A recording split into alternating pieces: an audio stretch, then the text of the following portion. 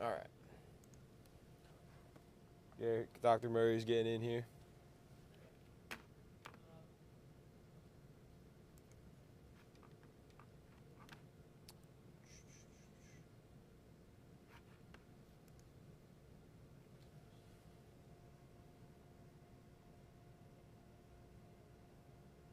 Hey there. Hey, how you Hey, doing? Doctor. Hey, Dr. Murray. Hey there, Kevin. How are you, sir? Doing great. Thanks for doing this morning. Oh, I'm Yeah, glad to help. appreciate you joining here. I did forget to mention to Kevin earlier. Is it all right if we do this live on our website? Yeah, that's fine. You know, it's funny. I Okay. started writing back and ask if we were doing it live, so that's fine. Yeah, it'll just be live on the website, and so it's Okay, still pretty that's laid back, fine. nothing crazy. And yeah, just before we start, we're just talking about the presidential election starting to take shape a bit. Some of the people who have already announced, people who could possibly announce their campaign, and then focusing a little bit on specifically Tim Scott because he's a South Carolina guy, and Nikki Haley Okay. too. So that's kind of what Oh, yeah, we're yeah. looking to talk about. Are you more interested? Are you kind of wanting to deal with both sides and the Democrats as well? Or you mostly are Yeah, interested in the Republicans? yeah, we'll talk about both sides because Biden declared what earlier this week or late last week, Yeah, something yeah, like yeah. that. He So declared. Yeah, Biden declared Tuesday, and yeah, yeah, yeah. Okay, that's fine. So just lead me through it, and I'll yep, give you whatever information I can. we'll do. So I'll let these guys know we're ready, and then I'll just kind of intro it, and we'll get rolling. Is my color? Is my? Do I look all right? You a little more light on me or anything? Is Yeah, no, you're that good. okay? Yep. Okay. Look at you becoming a TV expert with all this stuff, Mr. Murray. No, no, no, no. That's You've gone out of focus now, though. have I? You know, it's my incentive to look decent. Is There you go. You got it right there. Perfect. that good? Okay. All right, Gary, you ready?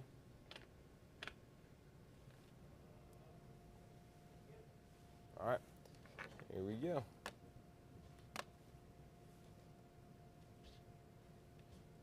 Hey, folks, welcome into the News 12 Now desk. Thanks for joining us here. It is Thursday, April 27th, about 10 o'clock here. We are on this morning talking about the 2024 presidential race starting to take shape a little bit. We've still got about a year and a half until Election Day, but we know some of the key candidates from both sides, and we're going to talk a little bit about that. So I'm joined now by AU professor Dr. Gregg Murray, who's a political science professor over at the university, to give us a little bit more insight, kind of bring some of that expertise with him. So, Dr. Murray, appreciate you joining us here and giving us some of your time this morning. Oh, great. Thank you for having me. Yeah, so first of all, we have now had some major players on both sides announce their candidacy. We've got Joe Biden, the incumbent, running for re-election. We've got Donald Trump on the Democratic side, along with South Carolina, former South Carolina Governor Nikki Haley, as well as a couple others. So any big surprises or any big takeaways from these first few candidates who have announced? I don't think there are any big surprises at this point. Of course, we always expected President Biden to re-announce his election and go forward, despite some concerns about him. On the Republican side, Trump has been declared now for I don't know how long, what, a month or two at least, I think. And there's a lot of talk about Ron DeSantis, the governor from Florida, is all but announced that he's running. So no, I don't think there are any huge surprises at this point. There's some really interesting candidates in it. I think that sort of one of the big surprises, maybe if you want to think of it this way, is if it comes down to a Biden-Trump showdown, a lot of people are not very enthusiastic about that at all. So that's a big consideration in terms of how this election plays out, conceivably. Yeah. With Governor DeSantis, he's kind of an interesting one because he is so powerful in Florida right now. He won that governor's race by 20 points or something like that. And a battle with Donald Trump is something that a lot of people don't necessarily come out looking better after. Would it behoove him to maybe stay out of this, and then he's still pretty young and relatively early in his political career, and then maybe take a back seat this time and then go for it in maybe 2028 or 2032? That's certainly a well thought out argument. I think the other side of that is as well, though, is that a lot of people feel like they have their time, and now is their time, and if they miss it, they may never re-achieve that position. As you said, he did really well in his last gubernatorial election. So he's showing great power right now. He's running around the country doing what it looks like declared candidates do. The problem for him is it's something that you can sort of that's suggested by your question. He's not really making up any ground on Donald Trump right now. So it's not clear that even if he gets in, he's going to be able to prevail, and he may just get beat up. So my gut is he's going to probably do it. A lot of it's going to depend on if some of the other folks that are also considering running for president on the Republican side step aside and let it be a sort of Trump, non-Trump race, and that might be the only way that a non-Trump candidate has a chance on the Republican side. Yeah, and speaking of former President Donald Trump, he was leading South Carolina straw polls pretty heavily the last time we checked in. Obviously, he's got a lot of legal issues going on right now, but it seems that a lot of people are starting to rally behind him because of that, because they're frustrated with the system or they don't believe all the accusations, whatever it may be. Do you think all of his legal troubles are actually helping him, or are they hurting him, or are they kind of canceling each other out? Well, I mean, that's interesting. That's a great question because it depends on how you look at it. I think on the Republican primary side, to some degree, it helps him. On the general election side, it's probably devastating to him. So, it's 6 of one, half dozen of the other. Yeah, he's probably being helped with Republicans. That's the nature of his slice of the electorate, is sort of this anti-establishment. The world is out to get you sort of voters. And so when he gets attacked by this, quote, the system that way, I mean, that does nothing but bolster their support for him. On the other side, if he does manage to make it to the general election in November, there are a lot of people who are going to look at him and say, oh my gosh, look at all these legal problems he's got. Is this really the person we want to represent us as president of the country? Yeah. And so on the other side, we've got Joe Biden, who is obviously the current president and running for re-election, going to be the oldest to run, possibly the oldest to win if he does that. Who gives Republicans the best chance to take back the White House, in your opinion, against Joe Biden? Yeah, okay. So here's the major consideration I think on the Democratic side. Incumbent presidents have incredible control over their party. And when you have control over the party, you have control over all the resources of the party, the fundraising, all the campaigning apparatus, all that sort of thing. So incumbents become extraordinarily difficult to beat. So the question becomes, I don't think anybody's going to beat him in a primary, because I don't think that anybody of any real high quality is going to run against him in the primary. I think the only way it won't be President Biden running for re-election is if he chooses himself to step down. Now, that said, so say he does step down, who are some of the strong contenders you could think of? U.S. Transportation Secretary Pete Buttigieg. He's been very high profile lately. Maybe, and he did very well in the 2020 election. But the reason he's been high profile lately is for some of the for not positive reasons, because some of the problems going on with air travel and train derailments and things like that. So that's a problem for him. And I think he would only run if President Biden stepped down, because he's Biden's transportation secretary. You can say basically the same thing for Vice President Harris. She's not going to run against President Biden. There is a declared candidate, one of the Kennedy clan, Robert F. Kennedy. I don't think he's taken as a big challenge, or considered a big challenge to President Biden, because he just is not that well known. Plus, he's an anti-vaccine activist, which is not popular with the Democratic electorate. So I think that would be a problem. There are some governors out there that are very popular in their state: Whitmer in Michigan, Polis in Colorado. Gavin Newsom in California, among the governors, is probably the biggest challenge. And if I was going to say if anybody were to run against President Biden in a primary, it might be him, because the way he distinguishes himself from Biden is Biden's pretty much, let's all get along and tries to be bipartisan to a degree. And Governor Newsom is much more, it's in your face. He's very partisan. And that might be a message for some that might be willing, that might work out. I don't know. There's a little talk about our very own in Georgia, Senator Warnock. He's battle tested to the extreme. He's run in several elections now, very competitive elections, and he's succeeded. So there's a little talk about him. I would certainly not expect to see him running against President Biden. He's probably a longer term candidate, but he's still a local candidate, that I think folks locally should look out for and consider. Yeah, and two of the big players from 2020, Elizabeth Warren and Bernie Sanders, doesn't look like either of them is running again. So it'll be kind of, if anybody decides to compete against Joe Biden, it'll be fresher candidates, maybe people that weren't as big in the 2020 race. I agree.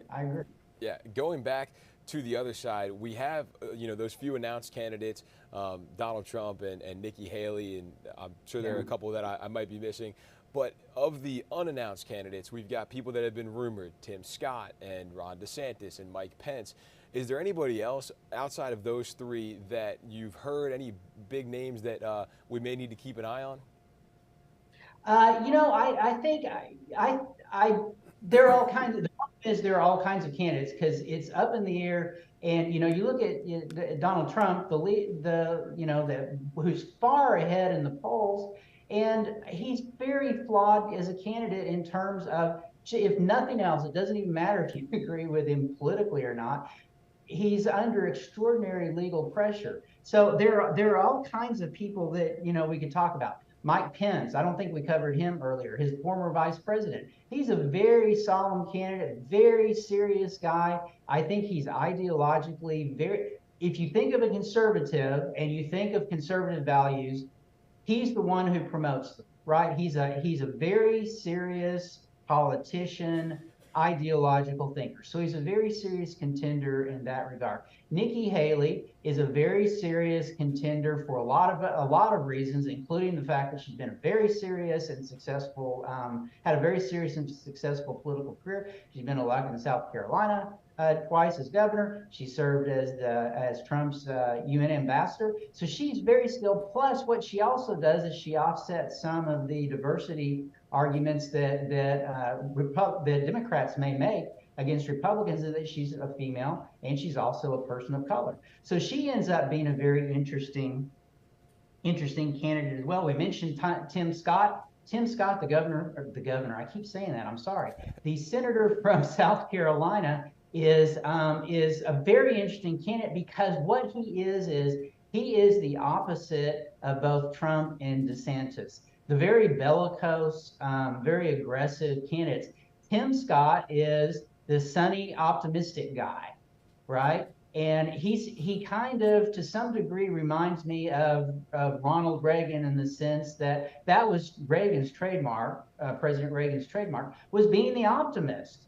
And, he very much echoes that sort of talk when he's talking. So I think he becomes potentially, if he can get some traction, a very serious candidate. And hey, not to get too much into the mechanics of it, but also remember, South Carolina is the third primary on the Republican side. So if he can get to his home state, he may really be vaulted up to the top somehow.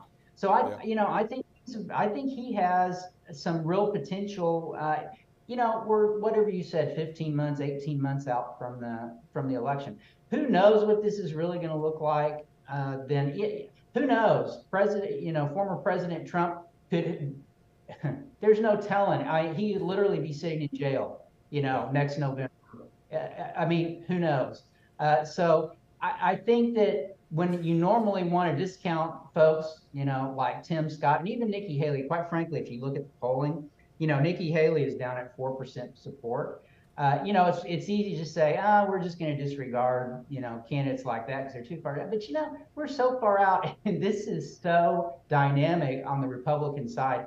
There is really no telling, what it could look like. I mean, I think the good news is for Republicans and for the country, and even Democrats is I think we've got a bunch of quality candidates on both sides. And, hopefully the discussion that will ensue in 2024 and leading up to 2024 will be a discussion that's positive and not just, throwing mud at each other. So there's that potential. Yeah.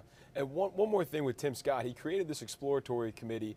And actually, if we go back to his Senate campaign, he had this, I think it was $50 million or something that he raised for a race he was always going to win. So kind of a sign that something bigger was coming. When he launches this exploratory committee, is that truly just want to see where people are at, or is that usually a first step towards saying, hey, I'm announcing my campaign, I'm throwing my hat in the ring? Well, I think it's a trial balloon thing. I mean, I can't tell you the probabilities looking at people who have announced exploratory committees and how often they've actually gone on ahead to run. I think it's a very serious step. I think your insight, Nick, on that he has all this money that he raised in an election he was already going to win is very insightful. And the thing about Tim Scott is that the big Republican donors like him and support him. And that's why he has all that money in the bank. And so I think that's, it really, his problem is, does he really want to jump in this race where, you've got what I referred to earlier as bellicose candidates? Does he really want to get in that mess if it's Trump and DeSantis, fighting it out going through next summer, even if that late, it might even be starting at the beginning of the year. I don't know if he wants to kind of get in that game. But he may, and maybe he sees that as his lane that they talk about. You got the bellicose candidates and you got the optimistic candidates. And maybe he feels like he can kind of, that would be a way he could make some progress in the election. Yeah. I want to come to Georgia, the state, because it's become a very popular state in recent years politically. We saw it turn blue in 2020 for Joe Biden. We saw Governor Kemp win the governor's race pretty handily this time around, but then Senator Warnock wins in a runoff against Herschel Walker. So we're kind of a bit of a purple state right now. What do you think it's going to take to win Georgia in 2024? A non-Trump candidacy. I think I mean, I have no dog in this fight. I'm not particularly partisan. I'm very much a moderate. I think Trump and his involvement in the Georgia senatorial elections is what turned those two seats Democratic. And so I think that and you notice if you look at the statewide seats, Republicans dominated there. So if the only difference is that Donald Trump was involved in the senatorial elections, and you see how they went, and you see how he ended up losing losing the presidential race. So, I think that Republicans at the federal level have a better chance if former President Trump stays out of it.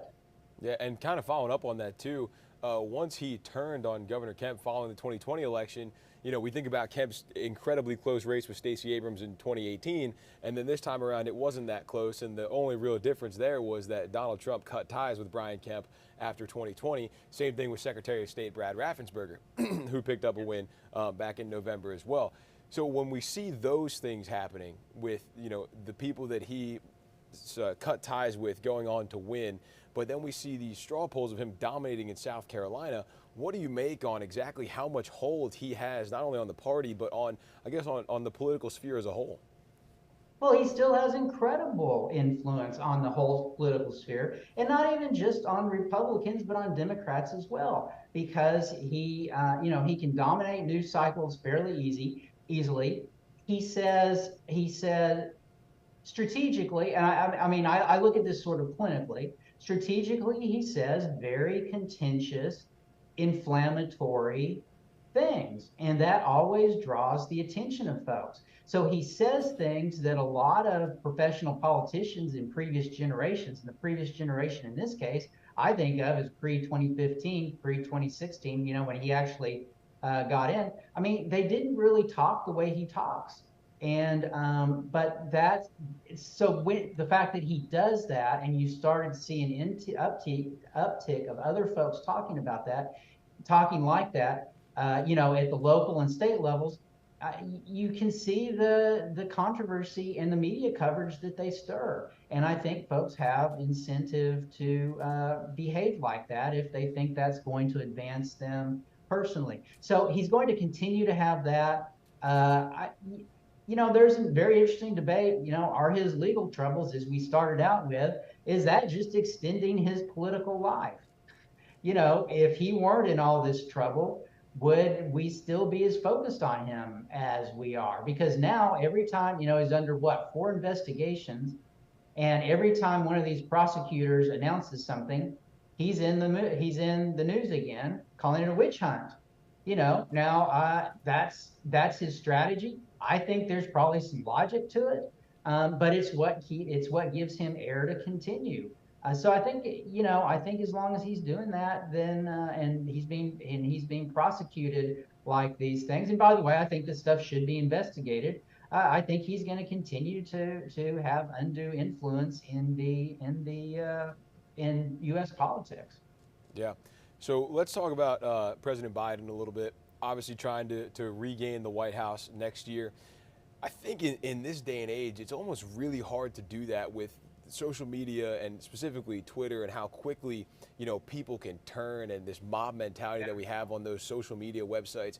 And it just feels like every little thing somebody does, there is a large group of people criticizing that move. And it almost makes it difficult to, it almost gives the advantage to the challengers saying, look at all these bad things that he's done over the last 4 years. So what does President Biden need to do to win voters over and to keep the White House in 2024?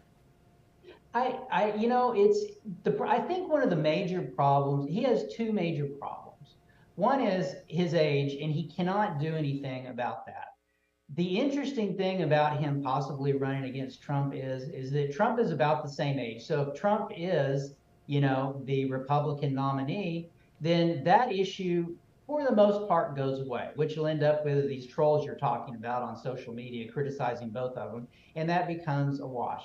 The other major issue, I think, for President Biden that he faces is the economy. And the inflation problem has been terrible. And I think, unfortunately, there's not a lot that presidents can do about it. So I'm not sure there's a lot he can do to fix that issue between now and the election.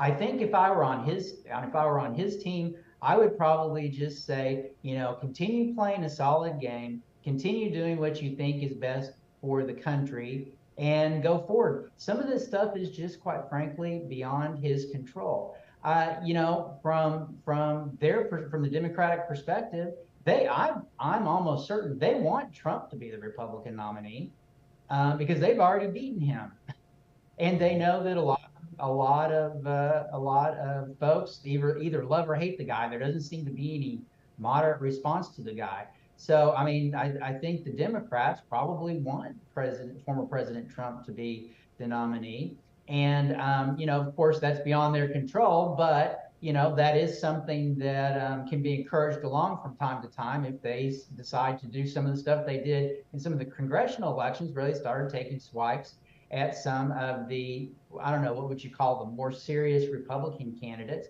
where they managed to support some of those folks, some of their opposition, some of the more extreme Republican candidates, and unseat some of the moderates. And that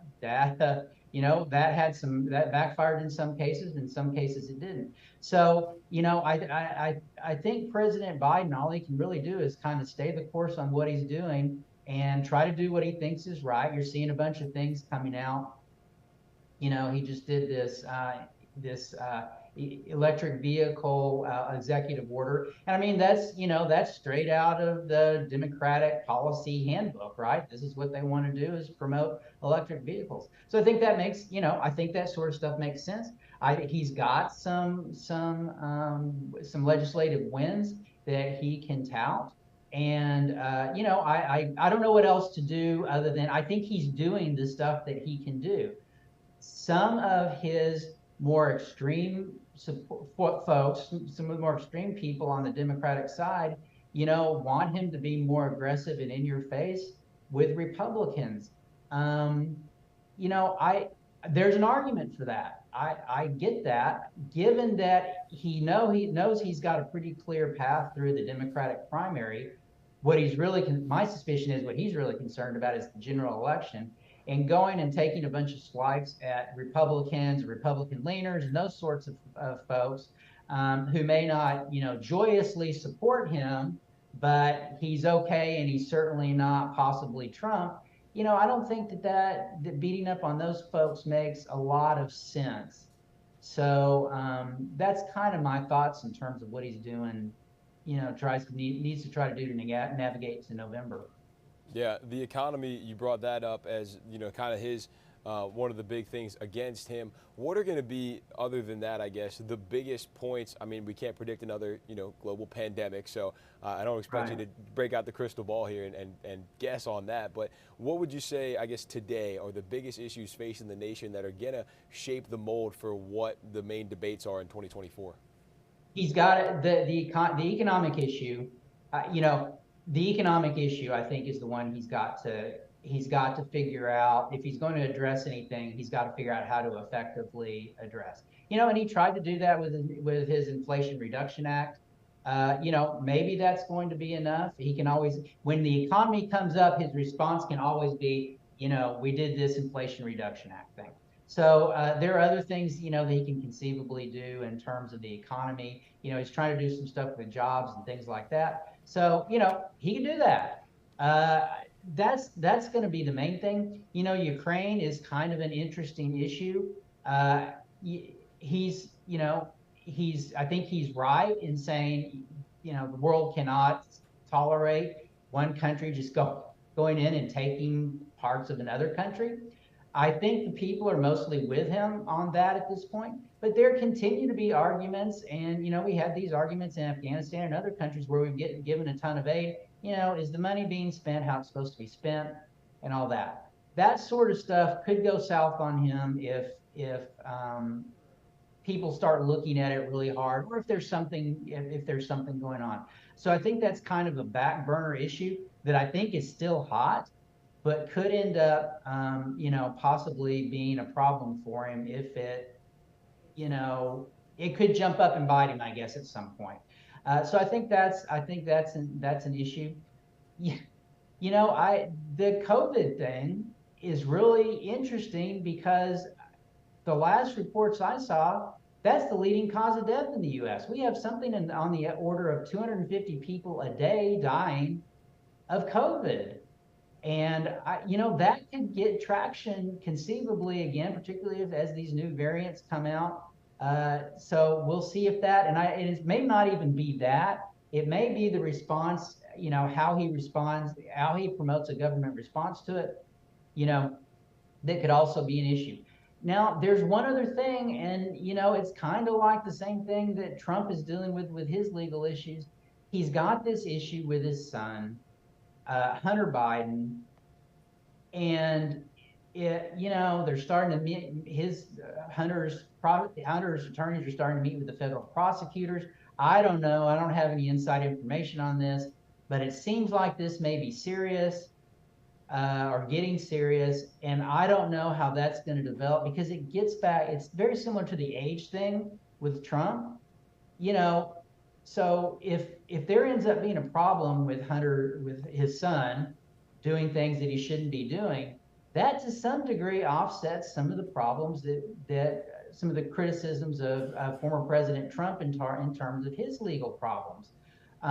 So, that's something to kind of watch too and see how that plays out. There are a lot of things. I think those are kind of the main things that I see could really derail him coming up right now. But, like I said, there's a lot of China is very active in creating a lot of problems.